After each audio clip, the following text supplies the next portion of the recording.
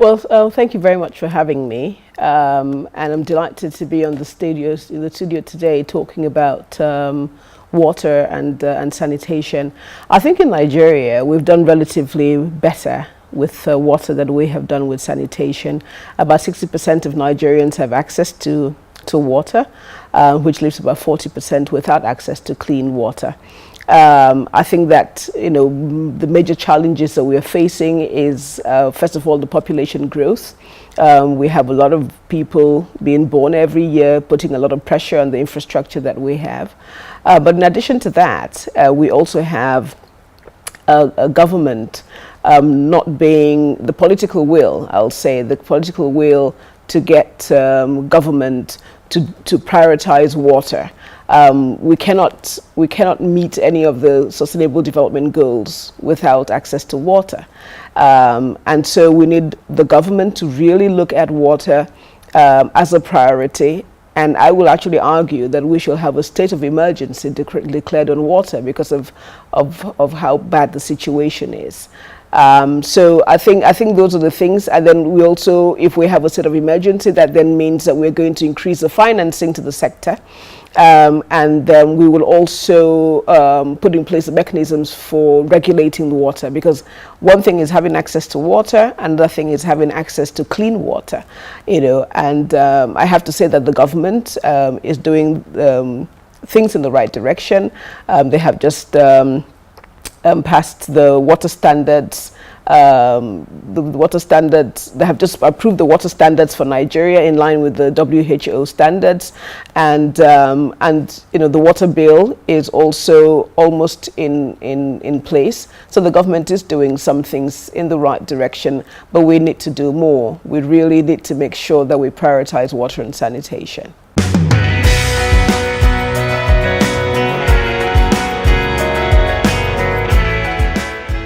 Well, Nigeria is dealing with is two things really. The first is access to water, being able to get water to all the people who need it. 33% of Nigerians, and some statistics say 40% of Nigerians do not have access to clean water. So that is one thing. Access is one thing. Another thing is the quality of water. A lot of the water that we use, whether for domestic use, or for industry, it's just not the quality of water that we should be using. So we are faced with those challenges, and of course many of these things are caused by a number of factors like I have talked about. We also have, in addition to what I have already spoken about, we have climate change, which is really changing the ecosystem. There's a lot more droughts and floods, because one or the other can cause issues with water. So with increasing droughts, a lot more people are struggling with with access to water, and I can actually argue that a lot of the conflicts that we're having in Nigeria also has just as much to do with water as it does with access to land.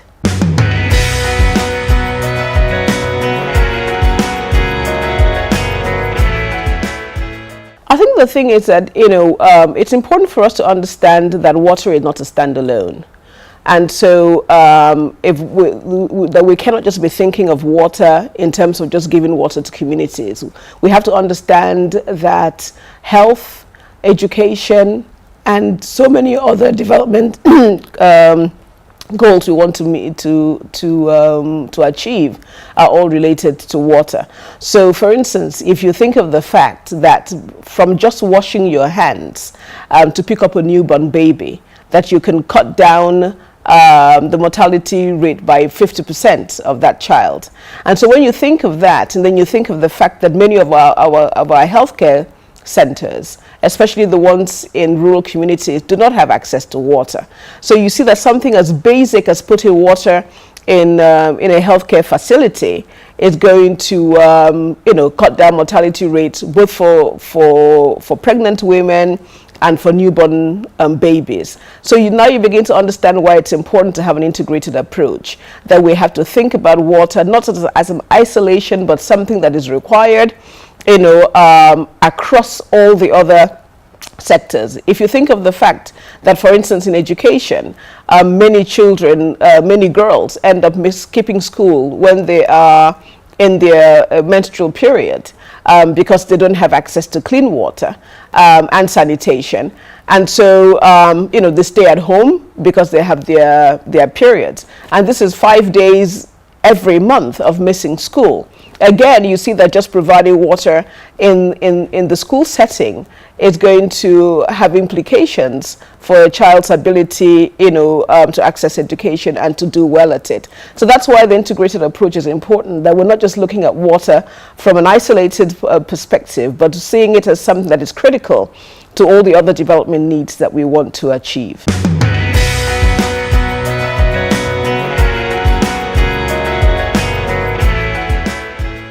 As a matter of fact, we have to say that Nigerians do pay a lot of money for their water.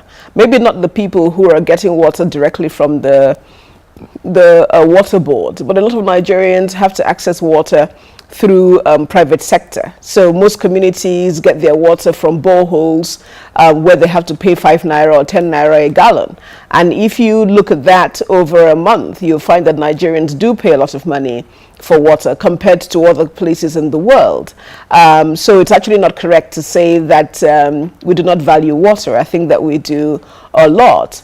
I think also it's important to note that the problem is not actually that we lack water. There's a lot of water sources in Nigeria. The groundwater in Nigeria is actually quite high. We have adequate rain in most places, so we can actually do rain harvesting.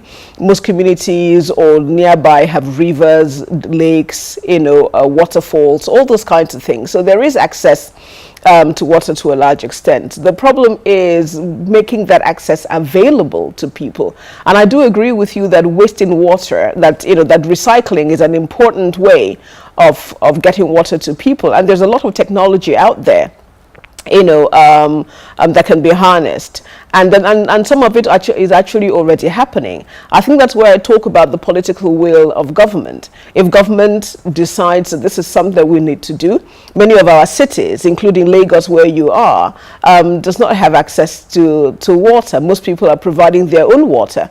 And the problem with that is that the quality of water is completely unregulated, unlike where you have water being provided by the state and it is tested and retested. Most people's boreholes are right next to other people's septic tanks. And so people's boreholes, people are actually, drinking water that is somebody else's feces. And so being able to recycle water is extremely important, especially for big mega cities. But the recycling of water has to be done in a responsible way and has to be done in a way that ensures that all the policies and principles are put in place so that we don't end up having contaminated water being given to people. I think it's extremely important that we get our priorities right in Nigeria. Of course, we need crude oil to be able to fuel our economy. But in fueling our economy, we have to be responsible to our citizens. And so it is extremely crucial that both the federal government and the state governments recognize that water is life, and so that the communities that are most affected by oil drilling and oil spillage need to have access to clean quality water. And for me, it is not just something that should be left at the individual level. Yes, individuals have to cater for themselves, but this is a national priority. This is a national disaster as well for the Niger Delta regions, where the water sources have been polluted. So I think that this is something that both the local government, the federal government, and the state government, need to come together to address the issue and have a critical plan of action, not just for today, but also for the future. You find that in many places the response has been more of a fire brigade approach where, there's a spillage and maybe water is provided for people in tankers and the rest of it. And then after it is no longer news, people are left, to their own devices. I think this is not a right approach. I think that there needs to be a plan for provision of water in those communities that are most affected in the Niger Delta, and not just there and across Nigeria, because we find that while the federal government, to a large extent, does its best in trying to put in place policies, implementing those policies become a problem. And then you find that those policies are not being replicated at the state and local government levels, which is actually where the people live and where they need water, or where they have to access water. So we're going into an election year. And my last word to Nigerians will say, this is the time to hold political office seekers accountable. We should all have scorecards. We should all ask the people who are coming to us to sign pledges that they will put water and sanitation in our communities. And I keep saying sanitation because, if you don't have good sanitation, that also tends to affect the quality of the water. And so as people are coming to us now to seek our votes for 2019, this is the time to bring our list to them and to make them sign commitments to us, so that we are not just electing people who are coming to speak words to us, but people who are actually going to be able to implement the things that they say. And water is an extremely important,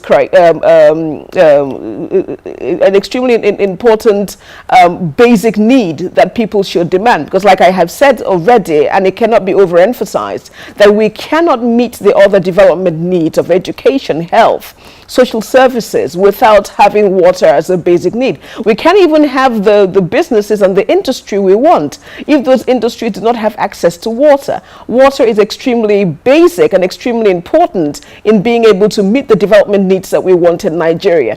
And we need to prioritize it. We need to get the government to look at making sure that the 40% of Nigerians who do not have access to water have access to water, and not just to any type of water, but clean quality water. Nigeria has enough resources to be able to provide water to its people. And I think that it is something that we have to recognize as a priority. And I say that this is an excellent time for us as we go into elections. We need to make sure that we prioritize water.